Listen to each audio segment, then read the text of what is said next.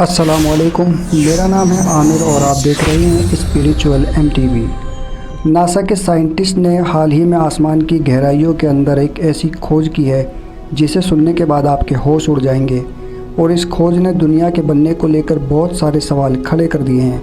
NASA की एक super advance feature से लैस टेलीस्कोप जेम्स वेब ने अंतरिक्ष में एक ऐसे ब्लैक होल को ढूंढ निकाला है जो देखने में आम ब्लैक होल की तरह खाली नज़र आता था।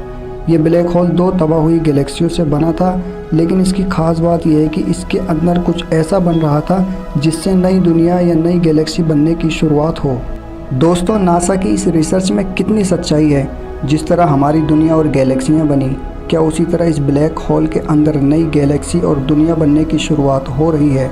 और सबसे बड़ी बात, कुरान इस दुनिया और गैलेक्सी के बारे में क्या कहता है? इन सभी बातों को जानेंगे आज के इस वीडियो में। आगे बढ़ने से पहले चैनल को ज़रूर सब्सक्राइब कर लें ताकि ऐसी ही इन्फॉर्मेशनल वीडियो आपको मिलती रहे। सबसे पहले हमें समझना होगा हमारी इस दुनिया के बनने की शुरुआत कैसे हुई। आज से लगभग 13 अरब साल पहले एक बड़ा धमाका हुआ जिसे हम आज बिग बैंग कहते हैं। इस धमाके के बाद इलेक्ट्रॉन और फोटोन बने, लेकिन अब भी हमारी ये दुनिया गर्म गैस का गोला थी। इसमें कोई जीवन नहीं था, लेकिन उसके बाद करीब 38 करोड़ साल बाद हमारी पृथ्वी ठंडी होनी शुरू हुई और फिर वक्त के साथ एक के बाद एक बदलाव होते गए और हमारी इस दुनिया में ज़िंदगी की शुरुआत हुई। अब अगर इस नए ब्लैक होल की बात करें तो इसकी शुरुआत भी कुछ इस तरह हुई है जैसे बिग बैंग से पहले हुई थी। यानी साइंटिस्ट के मुताबिक बिग बैंग से लेकर हमारे प्लेनेट अर्थ के वजूद में आने तक जो भी प्रोसेस हुआ था, सेम वही प्रोसेस इस ब्लैक होल के साथ भी हो रहा है। इस ब्लैक होल से निकलने वाली एनर्जी अपने आसपास के डस्ट को अपने अंदर खींचकर कुछ ऐसा बना रही है जिसके बारे में बताना मुश्किल है कि वो क्या है। लेकिन नासा के साइंटिस्ट के मुताबिक ये एक पहल हो सकती है दोबारा से एक नई दुनिया को वजूद में लाने की। यानी कि ऐसा मुमकिन है हमारी दुनिया की तरह इस ब्लैक होल में भी एक और नई दुनिया बन रही हो जिसका टाइम स्पेस हमारी इस दुनिया जैसा होगा या फिर इससे बिल्कुल अलग। बहुत से साइंसदानों का कहना है कि हमारा यूनिवर्स बहुत बड़ा है और जिस तरह का हमारा ये प्लेनेट अर्थ है उसी तरह के बहुत से और भी प्लेनेट हमारे इस यूनिवर्स में मौजूद हों, जिनमें से हर एक का एनवायरनमेंट अलग हो। लेकिन यूनिवर्स का साइज़ बहुत ज़्यादा बड़ा होने की वजह से अभी ऐसे किसी भी प्लेनेट को डिस्कवर नहीं किया जा सका।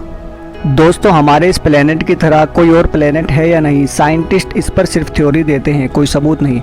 लेकिन साइंस इस बात को मानता है कि हमारी इस कायनात के अलावा भी कई और कायनात मौजूद हैं, लेकिन इंसान के पास अभी वो टेक्नोलॉजी नहीं है जिससे वो हमारी ही तरह के किसी और प्लेनेट को डिस्कवर कर सके।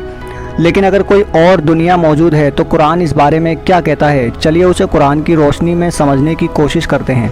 सबसे पहली और अहम बात, कुरान में ये बात सीधी तरह से नहीं लिखी कि हमारे प्लेनेट की तरह कोई और प्लेनेट हमारे यूनिवर्स में मौजूद है या नहीं। लेकिन कुरान में कुछ ऐसी आयतें हैं जो इस तरफ इशारा कर सकती हैं कि अल्लाह ने सिर्फ एक ही दुनिया नहीं बनाई बल्कि कई दुनिया आलमीन बनाए हैं। सबसे पहले मैं आपको बताता चलूँ, आलमीन का मतलब होता है सारे जहानों का खुदा, और सारे जहानों का मतलब है फ़रिश्तों की दुनिया, जिन्नों की दुनिया, दूसरे आसमानी सिस्टम या ग्रह, और वो तमाम मखलूक़ात जिनके बारे में हमें पता भी नहीं। इसी तरह से कुरान में एक आयत और है जिसमें अल्लाह कहते हैं कि हमने 7 आसमान बनाए और उसी तरह 7 ज़मीन भी बनाई। ये आयत बताती है कि अल्लाह ने 7 ज़मीनें और 7 आसमान बनाए। बहुत से इस्लामिक स्कॉलर्स का कहना है कि इस आयत का मतलब या तो ज़मीन की 7 लेयर्स हो सकती हैं या फिर कोई और 7 ग्रह।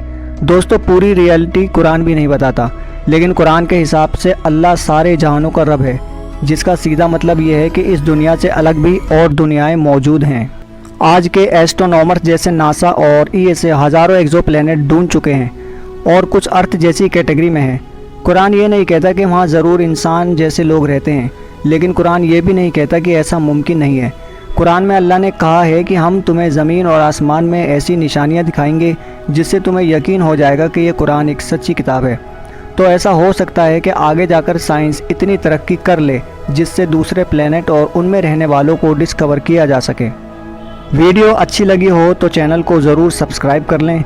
इंशाअल्लाह मिलते हैं किसी और वीडियो में, तब तक अपना ख्याल रखें। अल्लाह हाफिज़।